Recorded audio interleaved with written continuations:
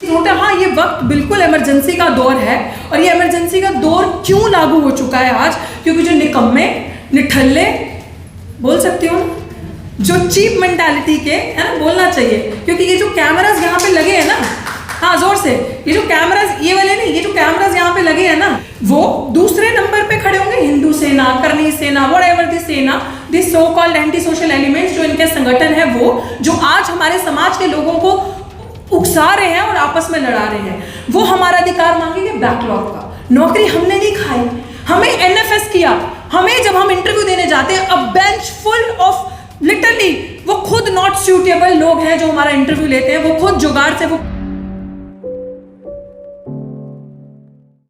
इतनी strong voice of decent, ऐसा argument, ऐसी पढ़ाई करना, ऐसे इंटेलेक्चुअल्स आपके बीच में से निकल के आ रहे हैं, ऐसे आर्ग्यूमेंट्स, कि आज आपने सरकार को इस लेवल पे ला दिया कि असली में अगर आप रियलिटी देखो तो सरकार डर रही है, सरकार डर चुकी है।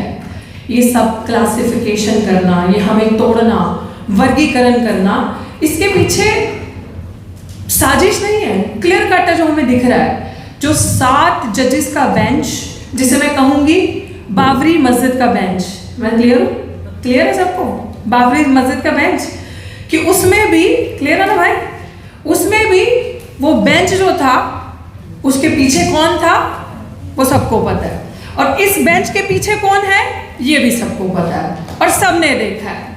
ये बेंच किसका दिया हुआ फैसला पढ़ रहा था, और किसके दिए हुए फैसले पे जजमेंट दिया, कहां से वो जजमेंट आया, किसने दिया, ये हमें बहुत अच्छे से पता है। और मुझे तो अपने आप को देखकर, अपनी आवाज़ को देखकर, आप सबको देखकर बड़ी हिम्मत नजर आई।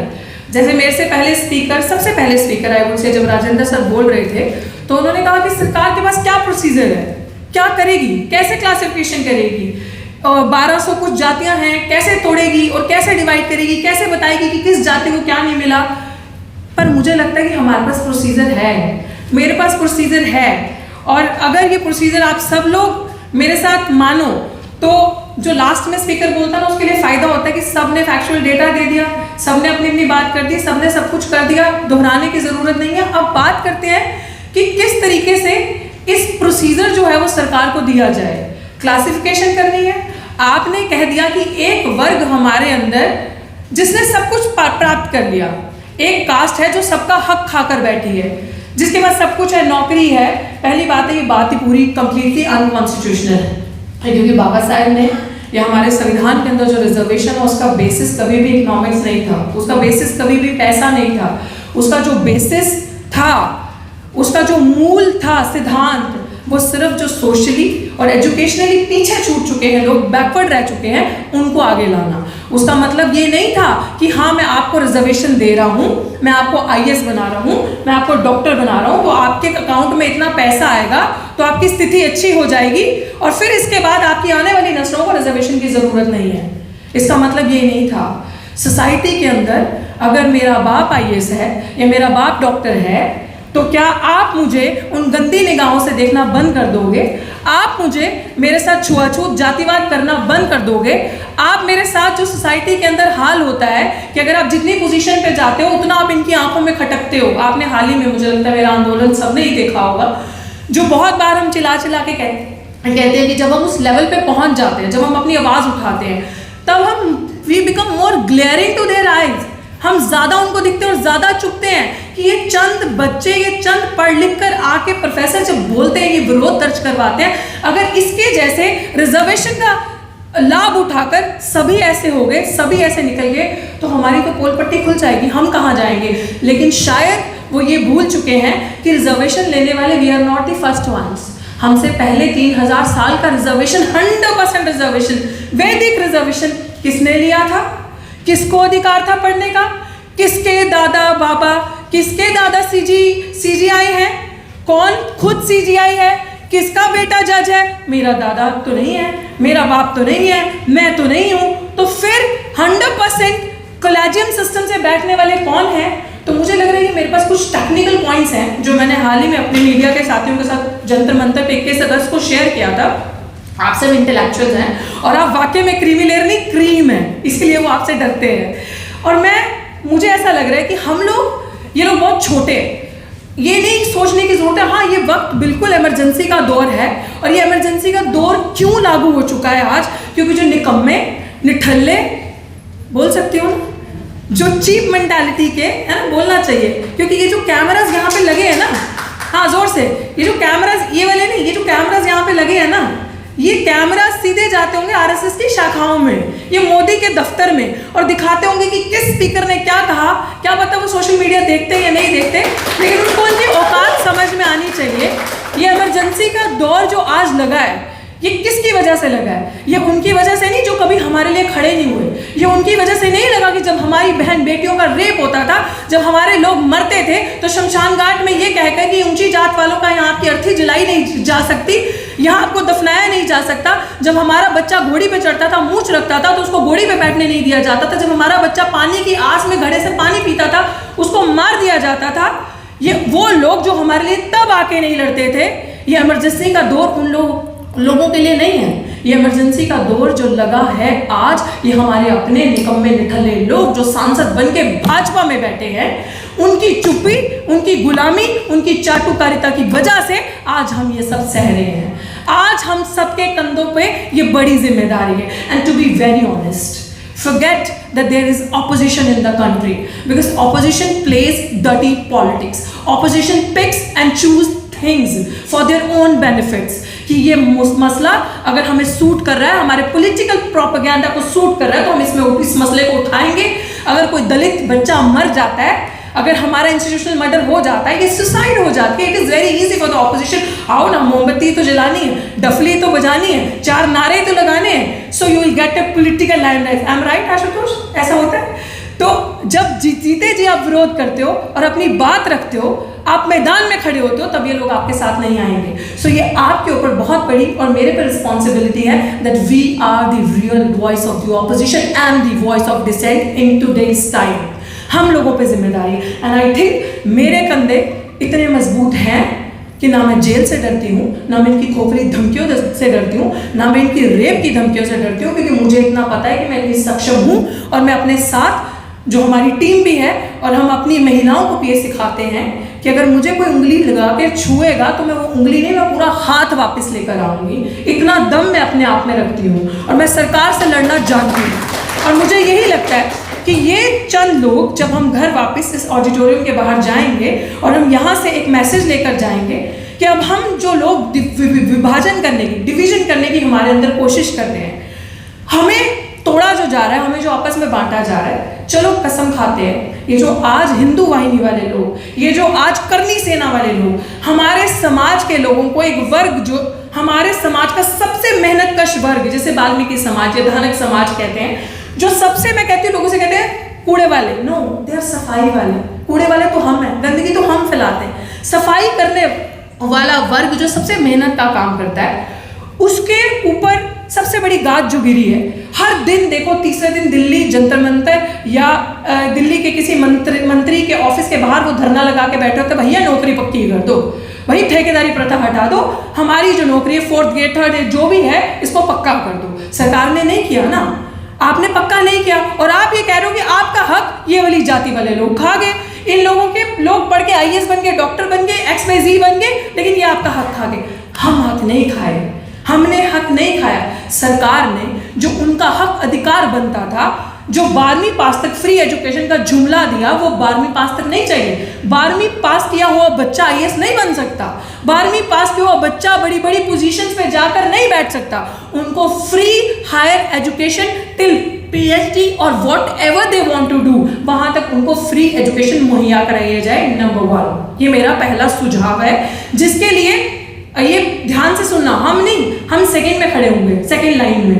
पहली लाइन में कौन खड़ा होगा? भारत की जो आज वर्तमान सरकार है, वो भ्रष्ट जनता party, which is BJP, Bharatiya Janata party.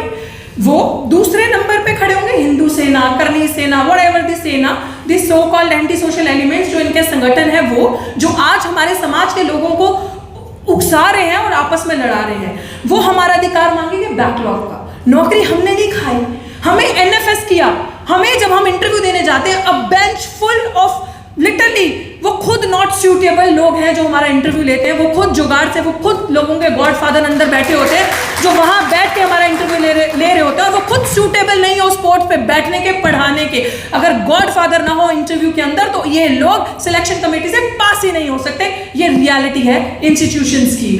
और ये लोग हमें नॉट फाउंड सूटेबल करके, अभी हाल ही में political science department Delhi university में एक ओबीसी पोस्ट पे इंटरव्यू था, एनएफएस कर दिया। सबसे ज्यादा धांधली जो हो रही है सोशल, ये स्कूल ऑफ ओपन लर्निंग जो है वहां पे सबको एनएफएस किया जा रहा है, वो बहुत सोची समझी साजिश है।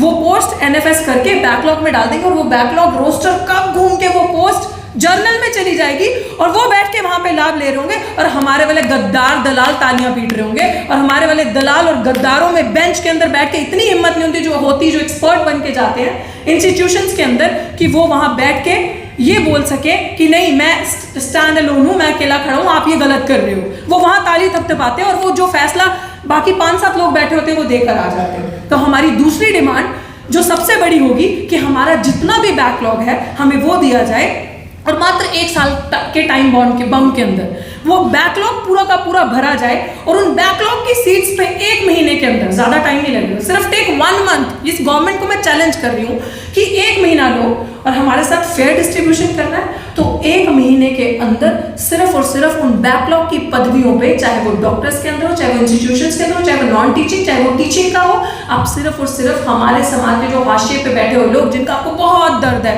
जिसे आप वाल्मीकि तबका कहते हैं, सिर्फ उनको परमानेंट करेंगे। हम में से सब लोग उनके साथ खड़े होंगे, और कोई नहीं जाएगा इंटरव्यू के लिए, सिर्फ वो लोग इंटरव्यू के लिए जाएंगे। आप करो परमानेंट।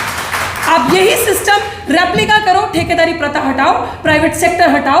आप उनका जो आपने आउटसोर्स किया है ठेकेदारी प्रथा, जो लोग नौकरियां मांग रहे हैं उनको भड़काया है, आप उनको परमानेंट करो। हम में से हमारा लोग कोई नहीं जाएगा। And the third most thing कि जो भाई चोरी के दरवाजे से आना, भाई हम में टैलेंट है, ठोक बजा के सीने में बोलते हैं, 4 किताबें पढ़ी हैं भले, लेकिन पढ़ी बड़ी जबरदस्त तरीके से, जितना पढ़ा उसको प्रैक्टिकल इंप्लीमेंट करने का जमीन पे दम रखते हैं। तो फिर चोरी के दरवाजे से क्यों आना? आईएएस बन के, सेक्रेटरी बन के, सीधे आओ ना, बैठो ना, दो ना इंटरव्यू। तब आपको लेटरल एंट्री से, चोरी से आना है। तो मेरा चौथा सुझाव, जो 45 सीटें सरकार ने निकाली थी कि 45 सीट्स लेटरल एंट्री से भरी जाएंगी, जिसमें अगर रोस्टर या अगर प्रॉपर इंप्लीमेंटेशन रिजर्वेशन पॉलिसी का फॉलो होता तो best of my understanding 12 OBC की होती, 6 एससी की होती और 3 एससी की होती, जो मेरी अंडरस्टैंडिंग है। तो एक काम करो, वो 45 सीटें, कुछ हमारे समाज के लोग गए थे वहां पे सरकार मोदी से मिलने और बोलने के लिए कि इसको वापस ले लो, ये गलत है। और मोदी जी ने दिखाया कि हाँ मैंने वापस, सरकार ने दिखाया मैंने वापस ले लिया। भाई वापस ना ले, इतना एहसान हम पे मत कर। तू एक काम कर कि जो 45 सीट्स तूने निकाली थी ना, तो वो सीधी की सीधी दोबारा निकाल के हमारे वाल्मीकि समाज को दे। सेक्रेटरी लेवल पे, बड़े बड़े डायरेक्टर लेवल पे सिर्फ और सिर्फ अगर लोग होंगे तो वो हमारे होंगे, हम लोग नहीं जाएंगे। आप अग्री करते हो? आप अग्री करते हो इस पॉलिसी से? अग्री? तो हम नहीं लेंगे, आप उनको दो। सरकार करेगी, जहां देने की बात आती है वो देगी, करेगी। तो ये चीजें हैं जहां पे हक मारी करनी है, वहां पे करनी है। अब लास्ट चीज आ जाती है कोलेजियम सिस्टम से। जजेस आप आओ, आज 7-8 जजेस का बेंच बैठ गया कोलेजियम सिस्टम से। प्रथा चलती आ रही है सुप्रीम कोर्ट में, हमारा कोई बंदा ही नहीं, हमारे कोई लोग ही नहीं, तो हमारे साथ जस्टिस कैसे होगा? उन्हीं के लोग, उन्हीं के जज। आज मैं तेरी बेटी को बनाऊंगा, कल तू मेरे बेटे को बना, दोनों के अंदर शादी हो गई, रिश्ता, उसकी आगे जनरेशन उनको, ऐसा ही हो रहा है ना? मैं कुछ गलत तो नहीं बोल रही ना, बाद में करेक्ट कर लेना। यही है ना, यही चल रहा है। तो एक काम करो, कोलेजियम सिस्टम लागू करो, हमारे लोगों को सीधे सीधे जज बनाओ। और ये डिमांड्स हम लोग, मैंने पहले बताया, हम लोग सेकंड खड़े होंगे लड़ाई में। जंतर मंतर पे कॉल बेशक हम दे देते, लेकिन सेकंड पहले ये जो बीजेपी के सो कॉल्ड इंटेलेक्चुअल्स जिन्होंने ये तालियां बजा रहे हैं, हमारे लोगों को उकसा रहे हैं, लड़ाई करवा रहे हैं, हाल ही में भी हमारे एक साथी पर अटैक करवाया है, तो इस तरीके से फर्स्ट लाइन में ये लोग खड़े होंगे, यदि तो वहां हम इनके स्वागत के लिए खड़े रहेंगे। सो दिस इज हाउ ये सारी चीजें, मुझे लगता है कि बेसिक बात यह है, क्योंकि देसी भाषा में हमारे जो समाज का पिछड़ा वर्ग जो पीछे रह गया हर हालत में, उसको समझाने की जरूरत है कि कहाँ आपके साथ ठगी हो रही है। मुझे ये लगता है कि जो पिछले 15-20 सालों से हम लोग सिविल सर्विसेज का एग्जाम, जो कि थोड़ा सा माना जाता था कि ये एक फेयर प्रोसीजर है, जो कि अब नहीं रहा। आपने नीट में देख लिया क्या हुआ, आपने देख लिया कि किस तरीके से लेटरल एंट्री से लोगों को घुसपैठ करवा रहे हैं। लेकिन जो एक फेयर सिस्टम माना जाता था, हमें लगता था कि ठीक है सिलेक्शन प्रोसेस सही है, उसमें इनको ये चीज़ लगी कि 15-20 सालों से जो दलित, आदिवासी और मुस्लिम समाज के बच्चे जो हैं ये सिर्फ पास करके आ नहीं रहे, ये टॉप कर रहे हैं। तो जब टॉप कर रहे हैं तो बड़ी पोजीशंस मिलेंगी, तो बड़ी पोजीशंस मिलेंगी तो डिसीजन मेकिंग बॉडी में रहोगे, उस बॉडी में रहोगे तो डिसीजन मेकिंग बॉडी में जब आपके लोगों के लिए कुछ ऐसा डिसीजन बन रहा होगा, बड़े बड़े ब्रेन्स बैठ के वहां पे ब्यूरोक्रेट्स बैठ के कुछ गड़बड़ी कर रहे होंगे, तो ऑब्वियसली जहां के हो अगर जमीर जिंदा है तो बुरा और डर तो लगेगा ना उन लोगों के लिए। तो वो एक प्रॉपर प्रोसीजर फॉलो करके साजिश के तहत ये चीजें हो रही है कि रिजर्वेशन का एक ढांचा रह जाए और अंदर कुछ ना बचे इनके लिए। लेकिन इन सब चीज़ों को हमें एक साथ देखने की ज़रूरत है, चाहे वो जुडिशरी हो, चाहे लेटरल एंट्री हो, चाहे ये सब क्लासिफिकेशन हो रहा है, ये सब कुछ मिला हुआ है, ये कहीं पे भी अलग नहीं है। तो मुझे ये लग रहा है कि सब चीज़ों को समझते हुए आज इस इमरजेंसी के दौर में अगर हम अपनी जिम्मेदारियाँ, अपनी चीज़ें समझ लें, पे बैक टू सोसाइटी अम्बेडकर साहब ने कहा था, तो पे बैक टू सोसाइटी यही है कि अगर मेरे पास कोई गुण है, कोई समझ नहीं आ रही किसी को, कोई ग्रुप है, जैसे हाल ही में मेरी कुछ वाल्मीकि समाज के लोगों के साथ मीटिंग हुई, there were few ladies who are working on contractual basis सफाई कर्मचारियों के पोजीशंस पे। कल ही रात को इवन डिबेट हो रहा था, बात हो रही थी, उन्होंने मुझे कहा कि हम बहन जी की लड़ाई नहीं चाहते, हमारे समाज में ये जो डिवीजन क्रिएट हो रहा है हम नहीं चाहते हमारा समाज टूटे। बस हमें एक ही जो है सरकार ने सालों से ये लालच दिया हुआ है कि आपकी नौकरी पक्की हो जाएगी, और अभी हमें 15,000 रुपये मिलते हैं और हमें लगता है जब हम पक्के हो जाएंगे हमारी आर्थिक स्थिति बढ़ेगी तो हम आगे जाएंगे। लेकिन तो मैंने उनसे सवाल किया कि आप क्या करते हो, आपकी बेटी क्या करती है और आपके बच्चे कितने हैं, क्या करते हैं? तो शी सेड कि मेरे पूरे खानदान में मेरे जवाई से लेके, मेरी बेटी से लेके, मेरे पति से लेके सब सफाई कर्मचारी हैं और उनका एजुकेशन 10वीं से ऊपर नहीं है। समझ रहे हैं आप स्थिति? तो रिजर्वेशन अगर हटाना और ये कहना कि हम अधिकार खा गए, और वो तो एक ड्रामा होके रह गया ना कि जब उनको एजुकेशन फ्री देना सबसे पहला स्टेप है कि पढ़े, आगे आए और उस रिजर्वेशन का लाभ ले सके। तो साथियों, अभी ये भी चीज़ आपके बीच में बोलना बहुत ज़रूरी है। हमारे पूर्व मंत्री राजेंद्र पाल जी यहाँ बैठे थे, उन्होंने कहा कि दिल्ली सरकार का मतलब मंत्री हैं, तो मैं उनसे कहना चाहती थी, वो चले गए। हाँ, एक सब कंपोनेंट प्लान है, SC/ST सब प्लान, आप इसके बारे में जानते हैं? प्लीज इसके बारे में पढ़िएगा। SC/ST सब प्लान कहता है सेम, सोचिए हमारे जो महापुरुष थे, कहने के 1 मिनट more 2 मिनट्स ओके, ये बहुत जरूरी है आपको बताना, क्योंकि जब मैं गांव में या कहीं रूरल एरियाज में जाती हूँ सभाओं के लिए तो लोगों को नहीं पता होता, बट आई थिंक अगर मेरे थ्रू आपको ये पता चलेगा, क्योंकि मैंने कोर्ट पे पिटीशन डाला है, तो ये हमारे, मैं कह रही हूँ कि हमारे महापुरुष कितने यहाँ से स्ट्रॉन्ग और उनका इंटेलेक्चुअल लेवल देखो कितने विजनरी थे वो, कि उन्होंने उस टाइम पे कहा जिसकी जितनी संख्या बारी उसकी उतनी हिस्सेदारी। और यही SC/ST सब प्लान कहता है कि जहां पे शेड्यूल कास्ट, शेड्यूल ट्राइब की जिस भी स्टेट में जितनी पॉपुलेशन है, बजट का उतना हिस्सा सिर्फ और सिर्फ उनके वेलफेयर के लिए इस्तेमाल होगा। तो SC/ST सब प्लान का मतलब कि अगर दिल्ली में शेड्यूल कास्ट पॉपुलेशन 17% है, चलिए पंजाब की बात करते हैं, हाईएस्ट पॉपुलेशन इन इंडिया, मैं वहां से आता हूँ, तो वहां पे 33% शेड्यूल कास्ट पॉपुलेशन है according to the census of 2011। अब वहां पे कहना है कि सरकार अगर 100 रुपए बजट दे रही है साल का, तो उसमें से 33 रुपए जो हैं वो सिर्फ और सिर्फ schedule caste community, schedule tribe community के वेलफेयर के लिए लगेगा। वो फंड आप डाइवर्ट नहीं कर सकते, वो फंड अगर बच जाता है 1 साल का तो उस फंड को आप खत्म नहीं कर सकते, वो मल्टीप्लाई होगा, वो मल्टीप्लाई होता जाएगा, सरप्लस होता जाएगा, उसको आप सिर्फ और सिर्फ इनके वेलफेयर के लिए लगाओगे। दिल्ली सरकार के हाथ में था, दिल्ली सरकार में हमारे एक साथी ने पिटीशन डाली थी वेलफेयर की कि आप इस जो 17% पॉपुलेशन है आप इस बजट को इंप्लीमेंट करें, इसमें से शेड्यूल कास्ट पॉपुलेशन का बहुत भला होगा। मैंने तो एक नारा भी दिया था कि कूड़ा छोड़ो, कलम उठाओ, पाठशाला में पढ़ने जाओ, पाठशाला में पढ़ने आओ, तो ये चीजें हुई नहीं। अब दिल्ली सरकार का कोई भी गवर्नमेंट आती है तो एक सिंबल निकालती है झाड़ू का, हमारे एक, क्योंकि हम लोग इमोशनल है ना, बहुत इमोशनली लोग हैं, बड़े स्वे हो जाते हैं, तो वो इस तरीके से एक ड्रामा दिखाना कि झाड़ू की सरकार आ गई, हमारी हितैषी है, चाहती तो ये सरकार वो प्लान सब प्लान इंप्लीमेंट कर सकती थी। लेकिन जब हमने दिल्ली सरकार से सवाल किया, जब हमने डेटा निकाला, किसी को वो डॉक्यूमेंट चाहिए हो तो यू कैन आस्क मी, मैं आपसे शेयर कर सकती हूँ। जब हमने डेटा निकाला और हमने सरकार से पूछा कि आपने RTI से पूछा कि ये फंड इतना पैसा है, मल्टीप्लाई करके इतना और ये पैसा कहाँ गया?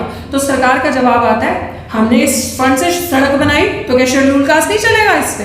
हमने इस फंड से ये अस्पताल की डिस्पेंसरी बनाई तो क्या शेड्यूल कास्ट नहीं आएगा? इस डिस्पेंसरी में इलाज करवाने के लिए हमने XYZ किया तो क्या शेड्यूल कास्ट शेड्यूल ट्राइब नहीं आएगा? No, it's a bullshit. वो जो संवैधानिक प्रोविजन है उसका कहना ये है कि इस फंड के तहत, इस कंपोनेंट प्लान के तहत सिर्फ और सिर्फ इनके बच्चों को स्कॉलरशिप्स, इनके बच्चे अगर फॉरेन पढ़ने जाना चाहते हैं उसकी स्कॉलरशिप्स, इनके बच्चे अगर UPSC वगैरह IAS की कोचिंग लेना चाहते हैं उसकी स्कॉलरशिप्स, नरेगा वर्कर्स जो लोअर लेवल पे काम करते हैं उनको लोन्स, उनकी स्थिति अच्छी, जो लोग नंगे बदन सिवर के अंदर उतर रहे हैं उनके लिए ऐसी चीजें, ऐसी मशीन्स बनाई जाए कि उनका वो वहाँ पे शोषण रुका जाए, उनके साथ वो जो मैनुअल स्कैवेंजिंग करते हैं वो रुकी जाए।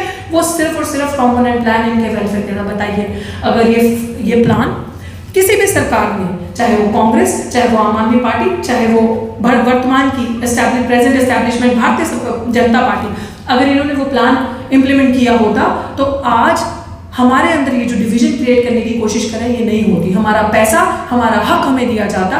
तो हमें इन सबको एक करके देखना है और आने वाले टाइम पे आई एम रेडी, सड़क पे भी, संसद तक भी और जेल तक भी, wherever they welcome me, I am there, so I am there boss. तो वो जहाँ लेके जाना चाहें सो आई लीड देम। सो मुझे ये लगता है कि इस दौर में हम सब एक साथ हैं। वही दौर उन्होंने वापस लाया, लेकिन तब शायद हमें लड़ना इतने अच्छे से आता नहीं था, लेकिन आज हमें कमर भी तोड़ना आती है, उलगुलान करना भी आता है, लड़ना भी आता है, चाहे वो कलम से हो, चाहे वो किसी और चीज़ से हो। तो अब हम तैयार हैं हर तरीके से और इस लड़ाई को हम लड़ेंगे। और मोटी मोटी बात हम लोग सब समझ चुके हैं कि कैसे लड़ना है, क्या करना है। बस संसद आवारा हो चुकी है।